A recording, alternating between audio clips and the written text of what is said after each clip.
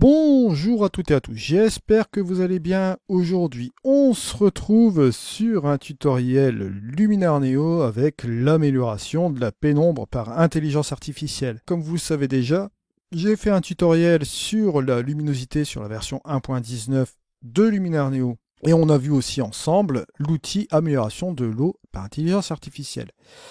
Alors vous voyez que cette version de Luminar Neo 1.19, bon, on avait vu ensemble la version bêta et je vous avais émis une certaine réserve concernant l'amélioration de la pénombre au niveau de son utilisation. Moi, il se trouve que j'ai fait quelques petits tests ici en sous-marin sur différents types de photos de paysages. Il fallait que je me ressource, hein. Je vous avais énoncé que j'avais un petit coup de fatigue aussi au niveau des tutoriels de retouche photo, que j'étais en train de réfléchir sur comment reformuler un peu ce format de retouche photo. Ça m'a fait vraiment du bien de retourner aussi à l'extérieur concernant les vlogs avec KenFev Concept, avec le test du matériel, avec le test des photos de paysages, etc. Ce type de randonnée, bon, ce format est relativement assez sympa pour le dimanche, je trouve ça vraiment cool. Mais là, bon, je me suis quand même ressourcé.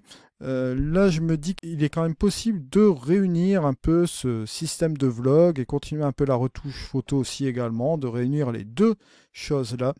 Et je pense que bon, je reviendrai sur une vidéo pour vous expliquer comment je vais fonctionner avec le format retouche photo, bien sûr.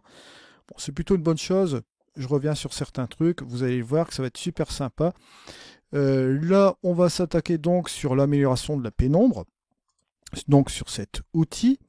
Et avant de commencer sur l'amélioration de la pénombre, je vous fais toujours parvenir l'information que je vous ai dite déjà hier. Bon, c'est une très bonne nouvelle quand même aussi également pour ceux qui souhaitent passer à l'abonnement ou vous voulez vous procurer une licence à vie de Luminar Neo. Vous savez qu'en ce moment, ils ont toujours une promotion chez Skyloom, donc vous avez déjà des prix réduits. Mais moi, en plus de cela, ils m'ont fourni un coupon code jusqu'au 3 juin, d'accord? C'était déjà à partir d'hier. Et en rentrant ce coupon code qui est EKL30, vous avez la possibilité d'avoir 30% de réduction en plus de la réduction déjà appliquée sur les abonnements Luminar Neo et sur les licences à vie de Luminar Neo. Donc si vous arrivez directement sur le site de Skyloom, comme je vous ai expliqué hier, hein, vous irez voir la vidéo d'hier, vous voyez que vous avez déjà les réductions qui sont appliquées. Vous prenez soit un abonnement, soit une licence à vie. Vous pouvez appliquer mon coupon code et vous avez une réduction de 30% en plus de cela, donc c'est plutôt pas mal. Bien sûr, c'est un lien d'affiliation, hein, ce que vous avez en dessous. Coupon code, par contre, c'est la même chose aussi également. Petite précision. Toujours la même chose, hein, comme je vous l'avais dit aussi hier, vous avez mes packs de presets qui sont valables sur le marketplace. Vous avez Sérénité de la Sardaigne, Locomotive à vapeur, vous en avez d'autres aussi qui traînent, hein. Bon là, Château d'amour, Floraison printanière. Vous avez aussi également Pâte et Pixel avec les petits toutous. Vous avez aussi d'autres petites choses. Vous irez regarder, hein, c'est sous Edikinol. Je vous mets le lien dans la description de cette vidéo aussi concernant les pré-réglages. Par contre, pour le code de réduction pour les pré-réglages, là, ce ne sera pas celui de 30%, mais vous avez le 10% de réduction habituelle à FSAD concernant ces packs de pré-réglage. Ça, c'est la petite parenthèse que je tenais à vous dire ici aujourd'hui. Alors, l'amélioration de la pénombre. À quoi sert cet outil principalement? Alors cet outil, je vais vous expliquer en gros en quoi il sert. Vous voyez ici, bon, amélioration de la pénombre. Essentiellement, ça va être pratique pour améliorer les heures dorées et les heures bleues et aussi, bon, essentiellement les photos à l'aurore. L'aurore, vous savez que c'est la période qui précède la lumière du jour, d'accord? Ce qui précède l'aurore, c'est l'aube, et ce qui précède l'aube, c'est forcément l'heure bleue. Vous avez l'heure dorée aussi après l'aurore, hein, au petit matin, et vous avez après la lumière qui est relativement dure après. Après, bon, si on reprend sur le soir, forcément, vous avez toujours cette heure dorée, comme ici, là, de cette photo, le cas de cette photo, et vous avez après le crépuscule, hein, comme l'heure bleue aussi également. Vous repartez encore sur la nuit et les différents cycles de la nuit aussi également.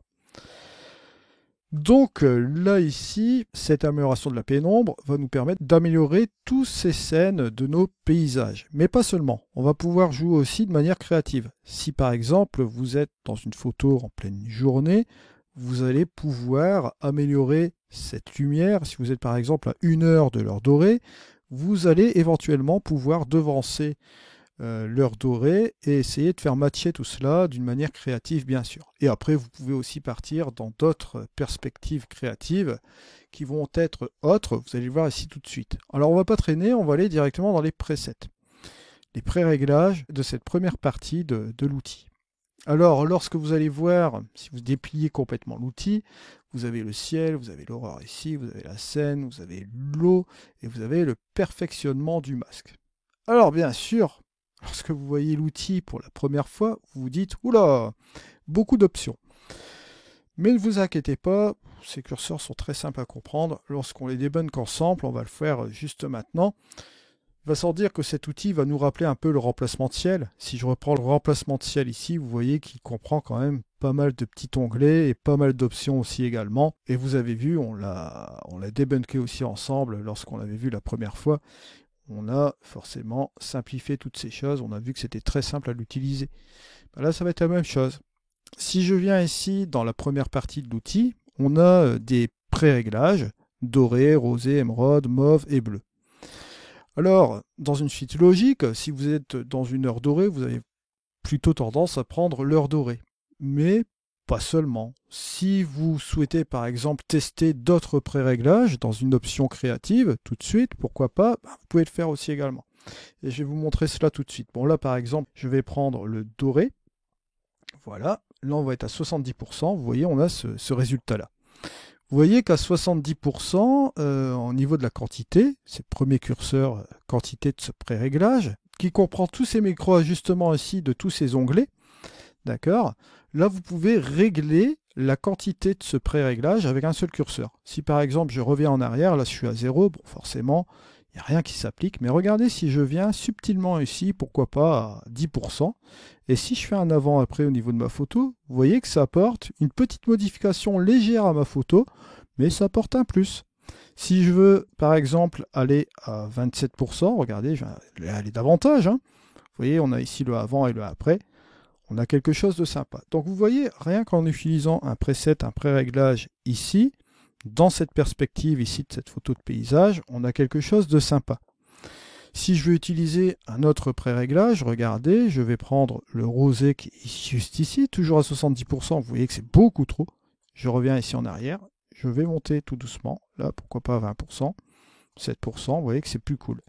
Si je veux prendre par exemple l'émeraude, vous voyez que là on a des couleurs qui sont assez sympas, mais toujours pareil, 70%, je vais revenir quand même un peu en arrière et je vais monter tout doucement, pourquoi pas ici, aller à 29%, regardez, hop, avant, après. Et vous voyez qu'on a ce résultat qui est quand même sympa, avant, après. Si je change de pré-réglage, le mauve par exemple ici, vous voyez, ça donne un résultat qui est super cool. Rien qu'en un clic, je vais revenir un peu en arrière, pourquoi pas. Et vous voyez que là ici, on a quelque chose aussi d'intéressant. Regardez, avant, après. Et le dernier pré-réglage qui est le bleu, bon, essentiellement utile pour les heures bleues. Là, la même chose, vous voyez que là ici, si je l'applique à 20%, on a quelque chose de sympa dans l'image comme cela. Là, je vais prendre l'émeraude, ce qui attire un peu plus mon attention. Et vous voyez que là, ici, bon, je vais me mettre, pourquoi pas, de moitié, ou un petit peu moins, à 43%, juste comme cela. Pourquoi? Parce qu'on va justement regarder ce qui se passe en dessous. On est toujours dans ce pré-réglage, et là, vous voyez que la première chose qu'on voit, au premier abord ici, c'est l'exposition. Alors comme je vous l'ai dit préalablement, si vous jouez sur la quantité, vous êtes à 43% ici de la quantité, vous allez être à 43% du pré-réglage, de tout ce que vous avez comme micro-ajustement ici. Vous ne serez pas à 100%. Si vous voulez être à 100%, forcément, vous allez y aller comme ceci, mais bon, vous voyez que ça fait beaucoup trop. Donc là, je vais revenir un peu en arrière. Voilà, toujours à 47%. Et on va venir sur ce curseur d'exposition. Si je bouge ce curseur d'exposition, vous allez remarquer quelque chose. Je vais aller soit vers la droite, juste comme ceci, ou vers la gauche. Que se passe-t-il? Vous remarquez qu'au niveau de l'histogramme, on va jouer sur l'exposition de notre image. On va éclaircir ou assombrir. Mais si je touche sur ce curseur d'exposition, vous notez que le preset passe en personnalisé. Pourquoi? Pour la simple et bonne raison, c'est que là, maintenant, nous n'avons plus le preset comme il était préalablement, avec les mêmes réglages qui étaient préétablis. Là, on a modifié un des réglages avec l'exposition. ça peut être valable pour les autres valeurs, hein. Si vous modifiez une autre valeur, ça passera en personnalisé. Là, vous êtes maître à bord de cet outil. Alors, bien évidemment, là, ici, on a la première section avec le ciel, une fois qu'on a joué sur l'exposition. Moi, je trouve que, bon, dans cette catégorie ici, bon, ça peut être sympa aussi de donner cette lueur comme cela, ça peut être sympa. Mais regardez, bon, si on vient un petit peu comme cela, je trouve que c'est beaucoup plus sympa comme ça. Au niveau du ciel, vous allez voir qu'on a la possibilité de changer la nature ici du ciel au niveau de sa couleur. D'accord, vous avez cette température-là, bon, forcément, vous allez pouvoir soit réchauffer, regardez, hop, ou soit refroidir. Et vous pouvez même changer la teinte. Mais vous allez noter quelque chose. Si vous changez la nature du ciel avec la température et la teinte, vous allez voir que ça va avoir un impact aussi sur le reste de l'image, hein, sur le reste de votre paysage. Pourquoi? Pour la simple et bonne raison. Et là, bon, je trouve que Skyloom a quand même bien fait pour cette chose-là. Si vous changez un paramètre du ciel, forcément, si vous changez la lumière et la couleur du ciel, forcément, ça aura un impact sur le reste du paysage. Ça, c'est normal, de manière naturelle. Si vous ne le faites pas, ça ne va pas donner un truc cohérent. Mais là, bon, vous voyez que ça a été fait. Alors là, vous avez l'aurore. Comme je vous l'ai déjà dit, l'aurore, c'est ce qui précède la lumière du petit matin. Et donc, forcément, cet outil va permettre d'améliorer cette aurore. Mais cet outil Aurore n'est pas une fin en soi, on ne va pas l'utiliser que seulement dans ce principe-là. Là, par exemple, ici, dans ce cadre de cette image, je vais utiliser cet outil Aurore, mais là, ici, comme on est vers une heure dorée, quelque chose comme ça, on a déjà modifié pas mal de petits trucs. On va modifier, vous allez le voir ici avec le curseur de quantité pour voir ce que ça donne. Vous voyez que là, on modifie la lueur et en même temps aussi l'intensité de la couleur de cette partie qui est très lumineuse ici. Comme vous le voyez là, au niveau de l'heure dorée, vous voyez au niveau du ciel, on voit qu'on modifie ce truc-là, et même un petit peu au niveau de la falaise, comme vous voyez ici. On peut modifier la taille, regardez, c'est même sous forme de dégradé, vous le voyez ici. On joue sur l'intensité de la luminosité et aussi en même temps de la couleur. Vous voyez, juste comme ceci. Donc première chose, on peut jouer avec la quantité, et deuxième chose, vous jouez avec la taille. Ça fonctionne sous forme de dégradé comme cela ici, ça c'est bien foutu. Et après, vous pouvez modifier bien sûr la couleur si vous le souhaitez. Là, regardez, si je change par exemple le bleu ici, que je modifie la taille, regardez ce qui se passe. Vous voyez que là, ici, on voit franchement ce qui se passe au niveau de cet outil, au niveau de l'aurore. Alors on va jouer plus sur l'intensité lumineuse et la couleur aussi également. Donc vous pouvez même jouer sur la teinte comme vous le voyez ici. Et encore une fois, vous pouvez jouer sur cette exposition avec cette zone de l'image ici. Vous voyez, juste comme cela. Donc cette aurore, quand vous regardez un petit peu cet outil, cette partie de cet outil est relativement simple à utiliser. Ça va donc permettre, dans son cas initial, si vous êtes vraiment dans la période de l'aurore, de jouer sur la luminosité ici de votre image. Si vous seriez en aurore, par exemple, au petit matin, comme cela, juste avant la lumière, vous pourriez modifier cette quantité et cette taille sans aucun problème. Il faut imaginer bien cette période. Mais là, vous voyez ici, dans une certaine perspective, dans une heure dorée, ça peut fonctionner aussi également. À vous d'adapter aussi, bien sûr. Ça, c'est pour la catégorie aurore. Donc, vous voyez quelques curseurs qui sont simples à comprendre. Vous avez la quantité, la taille, la température et la teinte concernant la couleur, et vous pouvez toujours modifier l'exposition dans cette zone aussi également. Si vous modifiez la taille, vous réduisez la taille, vous verrez que vous allez y jouer de manière très limitée dans cette zone-là, plus ou moins, vous voyez, comme ceci.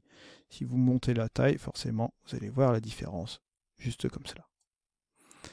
Au niveau de la scène, autre catégorie, et c'est là que ça va nous intéresser, c'est là que ça va se passer si vous voulez modifier la période de votre photo. Ce que je vous avais dit tout à l'heure, c'est-à-dire que si vous êtes en heure dure et que vous arrivez tout doucement en heure dorée, vous êtes 1 heure avant l'heure dorée, plus ou moins. Si vous voulez devancer la chose et venir vraiment plus ou moins traficoter votre petite image pour simuler un peu, faire un simulacre d'heure dorée, vous pouvez le faire à partir de cette scène. Là, l'aurore, ça va jouer sur la partie lumineuse, hein, comme vous voyez ici, sur cette partie-là de l'image. Et là, ici, au niveau de la scène, vous allez voir que tout va se modifier. Au niveau de l'ombré, vous allez voir que là, on va pouvoir soit éclaircir ou assombrir la scène. Alors, ça va avoir une double tendance ici, parce que vous voyez que c'est pas une exposition, là, hein, ce qui se passe. Vous allez tout simplement jouer avec les ombres. Et ça va soit améliorer les contrastes, ou soit, on va dire, un petit peu plus ou moins les retirer. D'accord? Donc, ce qui veut dire que si vous avez une scène qui est plus ou moins contrastée pendant une heure, allez, une heure qui est relativement dure, avant l'heure dorée, ou bien une heure avant l'heure dorée, voilà, si vous voulez assombrir un peu les ombres, au lieu de partir vers la droite, vous allez partir plus vers la gauche, comme vous voyez ici, ça va éclaircir, mais en même temps, ça va enlever la subtilité du contraste aussi en même temps. De même, vous avez ici la saturation qui est ici, ça va vous permettre d'enlever la vivacité un petit peu de la photo. Bon là, ça se fait vraiment très légèrement, d'accord? Sur certaines images, vous allez le voir plus ou moins. Là, ici, on le voit un peu moins sur cette image-ci. Mais sur certaines images, vous le verrez fortement, notamment avec des photos en air très très dur, pourquoi pas, pour pouvoir faire cette transformation. Le rééclairage des personnes, bon là, forcément, si vous avez une personne à l'écran, là, on n'a pas de personnage ici à l'écran. Ce rééclairage des personnes, bon, si vous avez une personne à l'écran, ça va reconnaître cette personne et ça va la rééclairer plus ou moins, d'accord, avec ce curseur-ci. Là, ici, dans notre image de paysage, on ne va pas vraiment avoir d'impact avec celui-ci. Après, les contours, ça va vous permettre d'adoucir aussi les bords. Comme vous le voyez ici, vous voyez qu'il y a un petit impact ici, comme vous voyez là au niveau de la scène. Donc forcément, ça va vous permettre, si par exemple je vais monter la quantité ici, allez, pour voir un peu les choses, voilà, si je viens ici au niveau des contours, vous allez noter les bords qui seront un peu moins abrupts au niveau de cette scène qu'on est en train de modifier avec la saturation puis la partie ombrée comme vous le voyez ici. D'accord? Donc ici, bon, on refera quelques exemples un peu pratiques parce que comme je vous l'ai dit, hein, j'ai fait quelques petits tests et cet outil me donne des perspectives de création de tutoriels qui vont être assez sympas. Je vois quand même pas mal de choses à faire parce que vous voyez que là, ici, par définition, si je regarde déjà mon image de départ, bon là je suis à quantité à 100%, c'est un petit peu trop, bon là je vais me remettre à 55%. Si je regarde mon image de départ, juste comme ceci, bon il y a eu les modifications faites sur le fichier RAW bien sûr, et si je viens là-dessus, si je viens mettre ça en plus, vous voyez que c'est quand même assez sympa. L'amélioration est légère, et vous voyez qu'on a modifié un peu les lumières, la façon de faire les choses et tout. Et une perspective créative ici dans certaines photos, pour faire pourquoi pas des choses de type fine art. Bon, fine art entre guillemets créatif, hein. D'accord. Au niveau des modifications des couleurs, donner quelque chose d'assez intéressant au niveau du paysage, bien sûr. Je pense que ça peut être un outil qui va nous permettre de faire des choses pas mal. Même au niveau color grading, des trucs comme ça, ça va permettre de faire gagner quand même pas mal de temps. Voilà, je pense, ça c'est mon point de vue personnel. Donc voilà, c'est à force de voir, de toute façon, comme je l'avais dit, je suis sorti faire des vlogs, je me suis un petit peu retiré de Luminar Neo et de tous les logiciels que j'utilisais préalablement sur la chaîne. J'avais pris les logiciels essentiels pour revoir un peu les sources et tout cela. Et après, je suis revenu un peu avec Luminar Neo, bon, forcément, non pas sur les vidéos, sur les tutos récemment, mais j'ai fait quelques tests comme ça et j'en suis venu à voir quelques petits trucs intéressants. Je ne vais pas vous spoiler un petit peu les choses que j'ai découvertes, mais je vais vous les apporter petit à petit hein, sur la chaîne YouTube. Donc n'hésitez pas à venir me voir régulièrement, à vous inscrire aussi éventuellement pour avoir les dernières vidéos. Parce que je pense que ça va bouger sur la chaîne par rapport à cela. Ensuite, on a l'eau avec la quantité et le flou. Deux choses. Alors, là, l'eau, bon, ça va être très simple à comprendre. C'est ce que vous avez ici au niveau des nuages, c'est les réflexions des nuages dans l'eau. Si je monte la quantité, si je le descends, vous voyez ici, on voit quelque chose apparaître ici au niveau de, comment dire ça, de mon image ici à 100%. Vous voyez forcément, bon là si je monte aussi la quantité là ici, voilà, juste comme ceci. Là, je vais monter au niveau de l'aurore. Je suis un peu planté, c'est plutôt celui-ci, voilà. Si je monte ici juste comme cela, vous allez noter au niveau de l'eau, d'accord, vous allez avoir une montée de quantité au niveau des nuages. Et après, vous pouvez aussi plus ou moins flouter les nuages aussi également. Bon, bien sûr, comme c'est une longue exposition, comme vous le voyez ici, bon, c'est pas trop marqué au niveau des nuages. Ce que je peux faire, je vais aller dans les modifications. Bon, là, j'ai fait ces petits trucs-là. Donc, au niveau de l'eau, je reviens ici. Au niveau de la quantité, vous allez le voir. Bon, là, si je monte la quantité, vous allez voir la quantité de nuages ici qui va se réfléchir. Bon, bien sûr, là, comme les nuages, ce sont des nuages en longue exposition, comme vous le voyez ici, c'est relativement léger au niveau de cet outil. Bon, après, vous avez aussi la clarté aussi au niveau du flou. Vous avez aussi le flou pour régler le flou de ces nuages dans cette zone ici. Peut-être que je pourrais modifier quelque chose avec la photo de départ, avec les hautes lumières, les baisser un peu davantage. Et avec ma courbe, regardez, ce que je peux faire, c'est baisser un peu les tons moyens comme ça. Pourquoi pas, voilà. Comme ça, je vais rattraper un peu de présence. On va revenir sur l'amélioration de la pénombre. Vous notez que j'ai enlevé un élément aussi qui était distrayant avec le cloné. Et vous voyez, quand je reviens ici, forcément, que se passe-t-il? Vous voyez bon, qu'il disparaît. On a fait tous ces trucs-là. Là, donc, au niveau de l'exposition, par contre, je vais la remonter un peu quand même. Voilà. Et vous voyez qu'au niveau de l'eau, voilà, on voit plus de présence ici. On voit que ça s'applique un petit peu plus ici, surtout au niveau du flou. Voilà, juste comme cela. Si je viens dans le perfectionnement du masque, c'est la dernière partie. Ça va vous permettre de perfectionner le masque où vous allez appliquer tout simplement l'amélioration de la pénombre, que ce soit sur le ciel, que ce soit sur la partie paysage. Vous allez voir que bon, l'horizon du ciel, ici, vous allez pouvoir la modifier. Par exemple, vous voyez que là, si vous allez vers le bas ou si vous allez vers le haut, vous allez pouvoir déterminer où l'horizon se situe et où vous allez appliquer tous les réglages préalables que je vous ai montrés, bien évidemment. Sky Global, c'est toujours la même chose. Là, vous allez interagir directement sur la lumière du ciel, sur les couleurs, sur les contrastes. Et vous voyez un petit peu sur l'intégralité de celui-ci. On va pouvoir combler les espaces vides pour combler les lacunes, un petit peu comme le remplacement de ciel dans Luminar Neo. D'accord, pour améliorer le masque aussi également, pour voir où on va appliquer tout le reste de cette amélioration de la pénombre par rapport à cela. Et vous avez aussi le flou ici qui va vous permettre d'adoucir un petit peu les bords du masque aussi par la même occasion. Ça, c'est simplement un truc, bon, c'est pas vraiment nécessaire de toucher aussi à tout va. D'accord, c'est vraiment en dernier recours, laissez-le par défaut. Par défaut, il vous donne déjà des très bons résultats. Mais si vous voulez vraiment améliorer le masque par rapport à votre scène pour voir où l'effet s'applique exactement par rapport à ces différents petits types de curseurs, bah, vous jouez avec, bien évidemment, vous voyez l'horizon du ciel pour ajuster un petit peu ce qui se passe au niveau du réglage du ciel par rapport aux différents paramètres que je vous ai dit préalablement. Et après, bon, vous avez comblé les espaces vides et le flou qui vous permettent d'améliorer ce masque où vous allez appliquer cette amélioration de la pénombre. Mais bon, sincèrement, perfectionnement du masque, c'est pas vraiment une nécessité d'utiliser à tout va. Et concentrez-vous davantage sur ce que vous avez ici. D'accord. La plupart du temps, il me fait un super repérage dans Luminar Neo concernant cet outil. Donc voilà. Après, vous avez aussi également tout ce qui est réglage par masquage. Vous les avez tous ici. Vous pouvez avoir des réglages supplémentaires, bien sûr. Ainsi s'achève ce tutoriel de l'amélioration de la pénombre dans Luminar Neo.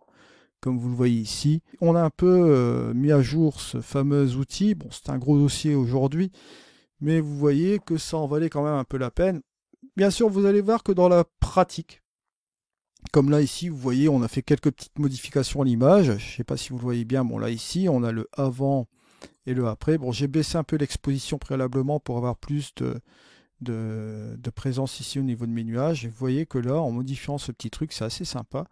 On peut revenir même un peu sur l'exposition, ou bien la baisser tout simplement, revenir sur la quantité parce que là j'étais un petit peu trop fort, voilà. On peut revoir un peu l'ensemble. Au niveau de l'aurore, on peut encore un petit peu plus l'améliorer, jouer sur la taille, comme vous le voyez ici, l'exposition de l'aurore. Il y a beaucoup de paramètres dans ce logiciel, comme vous le voyez ici, dans cette partie-là. C'est relativement intéressant, comme vous voyez là. Boum. Pourquoi pas, on peut revenir encore par ici. Vous avez le avant et le après. Vous voyez que c'est super sympa. Juste comme cela. On reviendra sur d'autres tutoriels sur Luminar Neo.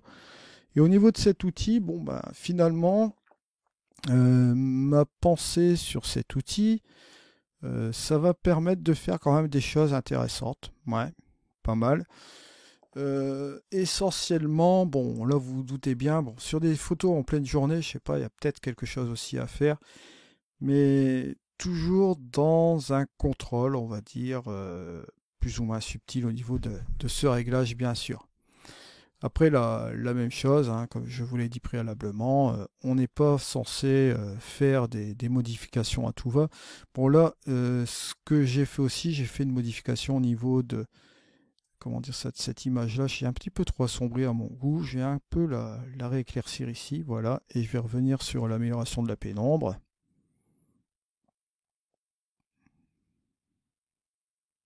Voilà, et là vous voyez qu'on a quelque chose de léger comme ça, c'est super cool. Je vais revenir ici un peu en arrière, je vais quand même baisser un petit peu là, voilà. Vous voyez que là, ici, c'est super cool. Avant, après, on peut faire des trucs sympas. Voilà, ça c'est un simple exemple, bien sûr. Je voulais vraiment vous débunker un peu cet outil, hein, revoir ensemble ce qu'on peut faire avec celui-ci. Bien sûr, je vous prévois encore d'autres choses. Vous vous imaginez bien sûr. Alors, on verra encore d'autres petits trucs aussi dans Luminar Neo prochainement. Et je vais vous reparler de ce fameux format retouche photo qu'on refera sur la chaîne aussi, bien sûr, prochainement. On parlera face caméra ensemble. Toujours pareil avec les vlogs, hein, il y aura encore des choses avec NFF Concept. Hein. Vous savez que je suis ambassadeur de chez NFF Concept, donc ça va me permettre de vous ramener encore d'autres tests sur le matériel et j'ai encore d'autres idées aussi. Je ne vais pas vous les énoncer ici, je ne vais pas vous spoiler la petite chose, mais bon. On arrive tout doucement vers le mois de juin et vous allez voir que ça va être super sympa. Bon, voilà. Je vous remercie de m'avoir suivi. On se retrouve dans une prochaine vidéo. C'était Eddy. Allez, au revoir.